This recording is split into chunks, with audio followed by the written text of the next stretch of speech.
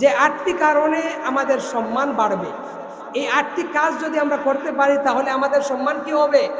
বাড়বে। তার মধ্যে নাম্বার 1, 1 নাম্বার যেটা, সেটা হলো দোয়া। রাসূলুল্লাহর হাদিস, তিরমিজির বর্ণনা, আল্লাহর হাবিব বলেন, লা ইয়ারুদ্দুল কাদা ইল্লা দুআ। দোয়া ব্যতীত কোনো মানুষের কোনো প্রয়োজন পূরণ হয় না। দোয়া ব্যতীত কোনো মানুষের ভাগ্য কখনো পরিবর্তন হয় না। যদি তোমরা তোমাদের ভাগ্যকে পরিবর্তন করতে চাও, যদি তোমাদের অবস্থাকে পরিবর্তন করতে চাও, যদি তোমরা তোমাদের তাকদীরকে পরিবর্তন করতে চাও, রাসূলুল্লাহ বলেন, তাহলে তোমরা বেশি করে আল্লাহর দরবারে দোয়া করো। কারণ যদি আল্লাহ রাব্বুল আলামিনের কাছে তোমরা দোয়া করতে পারো আর এই দোয়াটা যদি কবুল হয়ে যায়, তাহলে তোমরা যাই চাও না কেন রব্বুল আলামিন তোমাদের এই চাওয়াকে পূরণ করে দিবেন। সুবহানাল্লাহ। 2, আমরা রাসূলুল্লাহর উপর বেশি করে দুরূদ পড়ব। কি পড়ব? সুনানুন নাসাইর হাদিস 1297 নং হাদিস, আল্লাহর হাবিব বলেন, মান সাল্লা আলাইহি সালাতান ওয়াহিদাতান রুফিআত লাহু 10 দারাজাত। আল্লাহর হাবিব বলেন, কোন আল্লাহর গোলাম যদি আমার উপর একবার দুরূদ পড়ে, এই একবার দুরূদ পড়ার কারণে রব্বুল আলামিন তার 10টি সম্মান, 10টি মর্যাদা, 10টি স্তর তাকে উঁচু করে দেন। সুবহানাল্লাহ। আসুন 3 নাম্বার যেটা, সেটা হলো আমরা মানুষদেরকে ক্ষমা করব।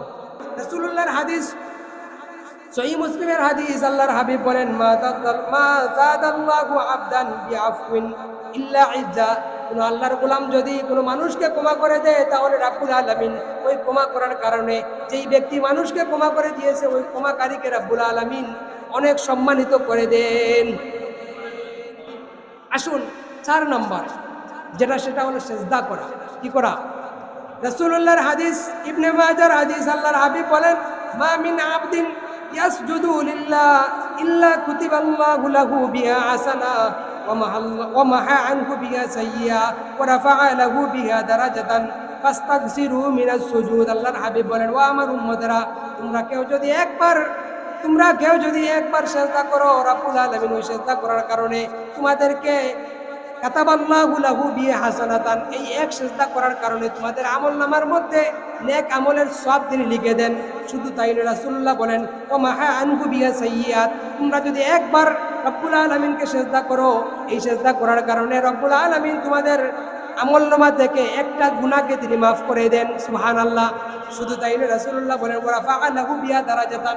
তোমরা যদি একবার রব্বুল আলামিনকে সিজদা করো, এই একবার রব্বুল আলামিনকে সিজদা করার কারণে রব্বুল আলামিন তোমাদের মর্যাদাকে বাড়িয়ে দেন। সুবহানাল্লাহ। আসুন 5 নাম্বার যেটা, সেটা হলো বিনয়, নম্রতা, ভদ্রতা। কোনো মানুষ যদি নম্র হয়, কোনো মানুষ যদি বড় হতে চায়, তাহলে সে যেন নিচু হয়। আর যদি সে চায় নিজে নিজে বড় হবে, আমি অনেক বড় হব, তাহলে আমাকে নিজেকে বড় হতে হবে। আল্লাহ কখনো বড় করবেন না। আর এরকম বড় হয়ে গেলেও কিছুদিন পর আপনার এই সম্মান নষ্ট করে দিবেন কে? কারণ আমরা আয়াত পড়েছি, ওয়াতুজিল্লু মান তাশা, তাকে ইচ্ছা অপমানিত করেন। এজন্য সম্মান পেতে হলে আমাদেরকে বিনয়ী হতে হবে। এরপর আসুন 6 নাম্বার যেটা, সেটা হলো আমাদেরকে ওযু করতে হবে।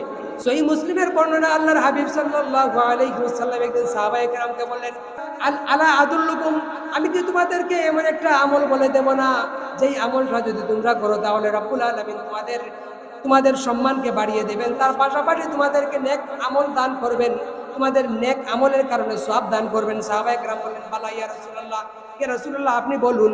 তখন রাসূলুল্লাহ বলেন, তোমরা যদি সম্মান বাড়াতে চাও, তাহলে 1 নাম্বার যেটা করবে, সেটা হলো ইসবাগুল উযুই আলাল মাকারিহি, অর্থাৎ কষ্ট হওয়া সত্ত্বেও যদি তোমরা ওযু করো, এই ওযু করার কারণে রব্বুল আলামিন তোমাদের সম্মানকে বাড়িয়ে দেবেন। আর আওয়াজ দিয়ে বলুন সুবহানাল্লাহ। এরপর আসুন, সেটা হলো মসজিদে বেশি বেশি করে যাতায়াত করা। এই অভ্যাসটা আমাদের মধ্যে আছে না নাই? নাই। আমরা মসজিদে যাতায়াত করি না। মসজিদে যাতায়াত করবেন। সম্মান বাড়াতে চাইলে মসজিদে হেঁটে হেঁটে আসবেন, হেঁটে হেঁটে যাবেন। সম্মান বাড়িয়ে দিবেন কে? আল্লাহ। রাসূলুল্লাহ বলেছেন, কেউ যদি মসজিদে হেঁটে হেঁটে যায়, মসজিদে যাতায়াত করে, মসজিদের সঙ্গে সম্পর্ক রাখে, তাহলে তার সম্মান আল্লাহ তাআলা বাড়িয়ে দেবেন। এরপর আসেন 8 নাম্বার যেটা, সেটা হলো একটা কালিমা। ইবনে মাজাহর হাদিস, আল্লাহর হাবিব বলেন, কোন আল্লাহর গোলাম যদি সকালবেলা একবার এই বাক্যটি পড়ে, লা ইলাহা ইল্লাল্লাহু ওয়াহদাহু লা শারীকা লাহু লাহুল মুলকু ওয়া লাহুল হামদু ওয়া হুয়া আলা কুল্লি শাইইন কাদির। আল্লাহর হাবিব বলেন এই বাক্যটি যদি কোনো আল্লাহর গোলাম সকালবেলা একবার পড়ে, রাসূলুল্লাহ বলেন ইসমাইল বংশের একটা গোলামকে আজাদ করলে যে পরিমাণ সওয়াব পাওয়া যেত, এই বাক্যটি সকালবেলা পড়ার কারণে রাব্বুল আলামিন আপনার আমার আমলনামার মধ্যে একটা গোলাম আজাদ করার সমান সওয়াব রাব্বুল আলামিন দিয়ে দেন। শুধু তাই নয়, রাসূলুল্লাহ বলেন এই একটি বাক্য একবার পড়ার কারণে রাব্বুল আলামিন আমাদের জীবন থেকে 10টি গুনাহকে রাব্বুল আলামিন মুছিয়ে দেন, ডিলিট করে দেন। শুধু তাই নয়, রাসূলুল্লাহ বলেন কোন আল্লাহর গোলাম যদি এই বাক্যটি একবার পড়ে, রাব্বুল আলামিন তাকে 10টি নেক আমলের সমান সব তার আমলনামায় লিখে দেন। শুধু তাই নয়, রাসূলুল্লাহ বলেন কোন আল্লাহর গোলাম যদি এই বাক্যটি একবার পড়ে, রাব্বুল আলামিন ওই একবার পড়ার কারণে তার 10টি মর্যাদাকে আল্লাহ তাআলা বাড়িয়ে দেন। সুবহানাল্লাহ। শুধু তাই নয়, রাসূলুল্লাহ বলেন ওই একটি বাক্য পড়ার কারণে যদি কেউ ফজরের সময় পড়ে, তাহলে সন্ধ্যা হওয়ার আগ পর্যন্ত শয়তান তার কোনো ক্ষতি করতে পারবে না। আর রাসূলুল্লাহ বলেন আবার যদি কেউ মাগরিবের নামাজের সময় কেউ যদি এই বাক্যটি আরো একবার পড়ে, তাহলে ফজর হওয়ার আগ পর্যন্ত তার শয়তান কোনো ক্ষতি করতে পারবে না। এই ব্যবস্থা রাব্বুল আলামিন করে দিবেন। সুবহানাল্লাহ।